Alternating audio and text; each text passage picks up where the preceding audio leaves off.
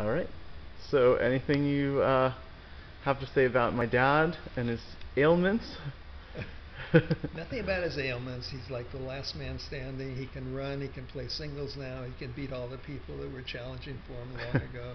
But we've been friends for over 60 years and playing chess and tennis, and we still play with each other probably more than anybody else. We play doubles every Tuesday. We rally a lot. But my first contact with him was about 1952 or 53 when they had an event at the LA Tennis Club. It was the Junior Davis Cup, and all the players were from Los Angeles and San Diego, and there was this one guy from Bakersfield, which was me. And your dad always told me over the years that he didn't know who I was. He was shocked there was this guy, Makoff, from Bakersfield. There'd never been anybody from Bakersfield in the upper echelons there. And then after that, your dad and myself and Gordon Davis, Bob Bowden, Tom Freiberg went on a tour of Pacific Northwest. And we represented Southern California, and we had somebody went along with us. And Perry Jones at that time, who actually Nuria worked in his office, sent a letter up there introducing us, saying that they're a nice group of boys, but two of them were Jewish. But they were nice boys anyway, and they were Tom Freiberg and Ron Schoenberg.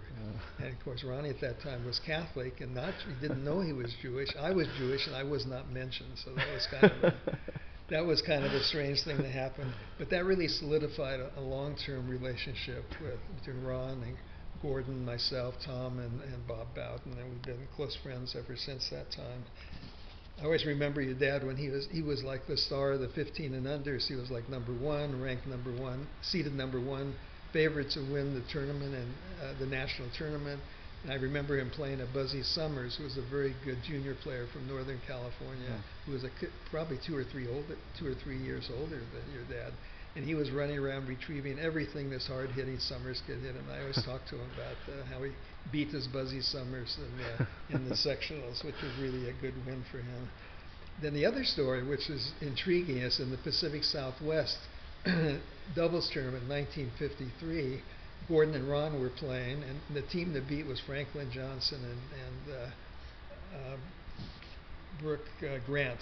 They were seeded number one. Tom and I were seeded number two. And Gordon and Ron always thought they should have been seeded number two. So as it turned out, Gordon and Ronnie lost in the semifinals, and we lost in the finals. But they always felt they should have been in the finals because the seedings were wrong. So for years after that, every year we replayed the match. Tom and I would play against Ron and Gordon to figure out who was really the better team. And I can't tell you who won most of the matches, but we did that for many years. Till recently, we don't do it anymore because there's always somebody injured, and we can never get the foursome on the court at the same time. So anyway, I mean, we've been very close friends over the years. I was honored to be Ronnie's doctor for a while, and he's really in good shape now, turning to be 80 years old.